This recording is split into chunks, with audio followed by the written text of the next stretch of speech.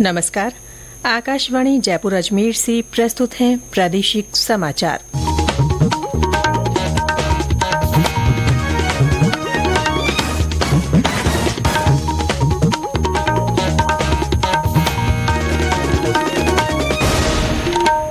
मुख्य समाचार। प्रधानमंत्री नरेंद्र मोदी आज वंचित वर्गों के लिए ऋण सहायता प्रदान करने के राष्ट्रव्यापी कार्यक्रम में भाग लेंगे। प्रदेश में भी कार्यक्रम को लेकर व्यापक तैयारियां। पीएम कुसुम सौर पंप संयंत्र स्वीकृति पत्र का वितरण समारोह आज जयपुर में। मुख्यमंत्री भजनलाल शर्मा किसानों को देंगे स्वीकृति पत्र। राज्य सरकार ने 1220 चिकित्सा अधिकारियों की भर्ती के लिए दी वित्तीय मंजूरी। और राजस्थान रोडवेज की साधारण और द्रुतगामी श्रेणी की बसों में वरिष्ठ नागरिकों को अब किराए में 30 के स्थान पर मिलेगी 50% की छूट।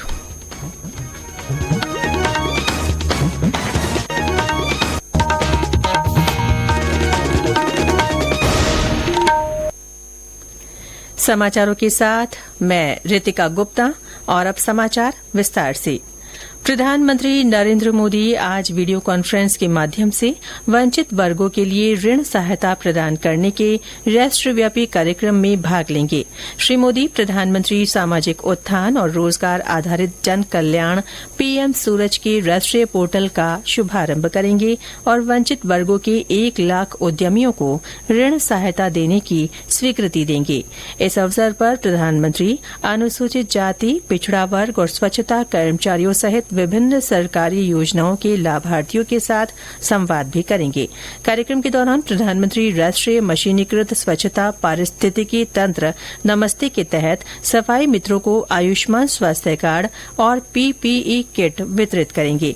ये पहल चुनौतीपूर्ण माहौल में काम कर रहे अग्रिम क्षेत्र के कर्मचारियों को स्वास्थ्य संरक्षण और सुरक्षा प्रदान करेगी। इस कार्यक्रम में वंचित समूहों के लिए विभिन्न सरकारी योजनाओं के लगभग 3 लाख लाभार्थी भाग लेंगे। ये कर्मचारी देश भर के 500 से अधिक जिलों से वर्चुअल माध्यम से इस कार्यक्रम में शामिल होंगे। प्रदेश में विभिन्न जिलों में कार्यक्रम से लाभार्थी वर्चुअली जुड़ेंगे।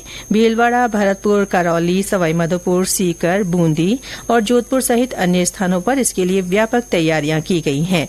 करौली जिले से हमारे संवाददाता ने बताया कि वहां इस कार्यक्रम में उप मुख्यमंत्री डॉक्टर प्रेमचंद बैरवा भाग लेंगे।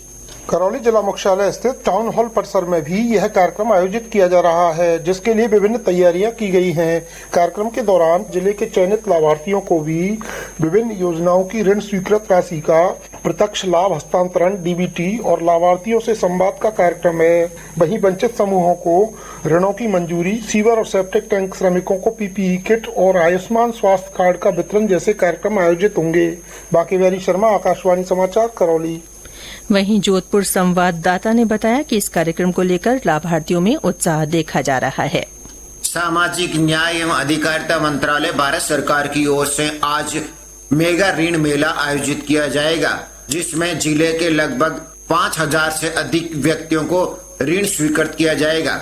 इस अवसर पर विभिन्न राष्ट्रीय निगमों की ऋण योजनाओं के लाभार्थी, जनप्रतिनिधि सहित विभिन्न विभागों के जिला अधिकारी शामिल होंगे।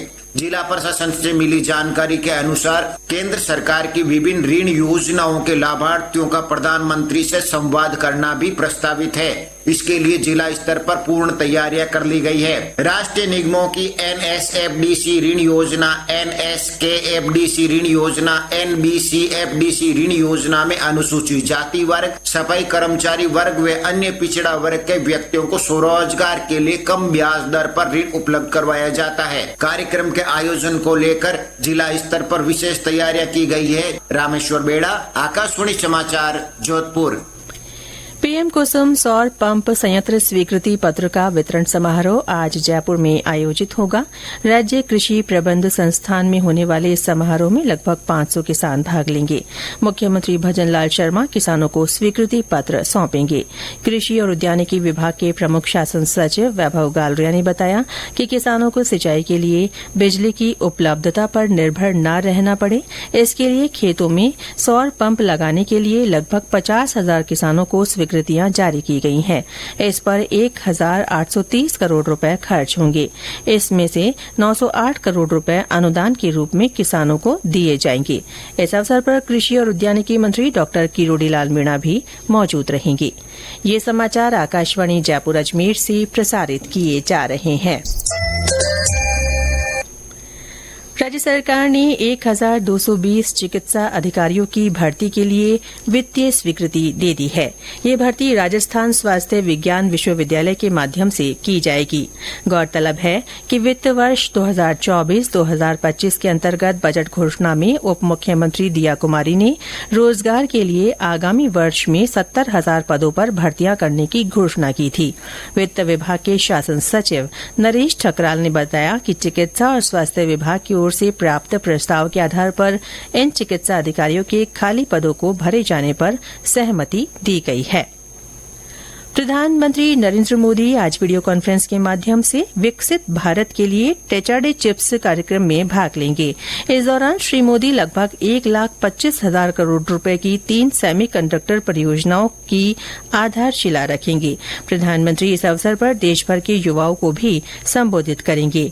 पिछले दिनों एक कार्यक्रम के दौरान प्रधानमंत्री ने कहा था कि भारत सेमीकंडक्टर के क्षेत्र में नेतृत्व करेगा। मैं मानता हूँ दुनिया देख रही है कि भारत एआई में क्या काम करेगा, क्योंकि भारत लीड करेगा। मान के चलिए दोस्तों, क्योंकि मैं आपके भरोसे बोल रहा हूँ। उसी प्रकार से आपने देखा होगा सेमीकंडक्टर, जिस प्रकार से भारत सेमीकंडक्टर की दुनिया में आगे बढ़ रहा है, और मैं बताता हूँ 5G में हमने लीड कर लिया, वैसा ही हम बहुत तेजी से सेमीकंडक्टर की दुनिया में अपनी जगह बना लेंगे और देखते ही देखते हम छा जाएंगे। और ये मोदी के कारण नहीं, मेरे देश के नौजवानों के कारण, मेरे देश के टैलेंट के कारण। राजस्थान रोडवेज की साधारण और द्रुतगामी श्रेणी की बसों में 60 से 80 वर्ष के वरिष्ठ नागरिकों को अब किराए में 50% की छूट मिल सकेगी। रोडवेज ने इसके लिए आदेश जारी कर दिए हैं। राज्य सरकार की बजट घोषणा 2024-2025 में 60 से 80 वर्ष के वरिष्ठ नागरिकों के लिए दी जा रही 30% की छूट को बढ़ाकर 50% की घोषणा की गई थी, जिसकी अनुपालना में ये आदेश जारी किए गए हैं।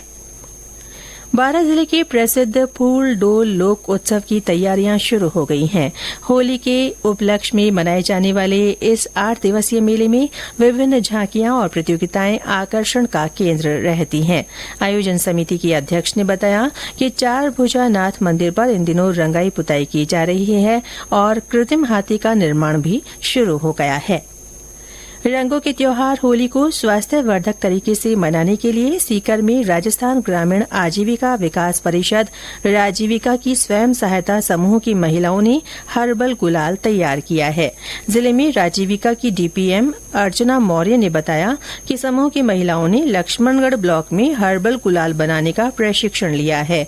अब इन्होंने गुलाब और गेंदे के फूलों तथा विभिन्न पौधों की पत्तियों से गुलाल बनाना शुरू कर दिया है। ये गुलाल बाजारों में बिक्री के लिए भी उपलब्ध है। उन्होंने बताया कि इस हर्बल गुलाल से त्वचा संबंधी एलर्जी से बचाव हो सकेगा। राज्य सरकार ने राजस्थान उच्च न्यायालय की जोधपुर और जयपुर पीठ के लिए अतिरिक्त महाधिवक्ताओं की नियुक्ति की है। संदीप तनेजा और विज्ञान शाह को जयपुर खंडपीठ और राजेश पवार, महावीर विश्नोई और मनीष को जोधपुर हाईकोर्ट में अतिरिक्त महाधिवक्ता नियुक्त किया गया है। सरकार ने सभी औषध संगठनों से औषध विपणन के लिए एक समिति गठित करने और अपनी वेबसाइट पर इसके लिए एक समान संहिता स्थापित करने को कहा है। रसायन और उर्वरक मंत्रालय ने कहा कि किसी भी दवा कंपनी द्वारा किसी स्वास्थ्य देखभाल पेशेवर या उसके परिवार के किसी सदस्य को कोई उपहार नहीं दिया जाना चाहिए। मंत्रालय ने कहा कि दवाओं के मुफ्त नमूने केवल डॉक्टर को दिए जाने चाहिए, न कि किसी ऐसे व्यक्ति को जो उसके लिए योग्य नहीं है। और अंत में मुख्य समाचार एक बार फिर।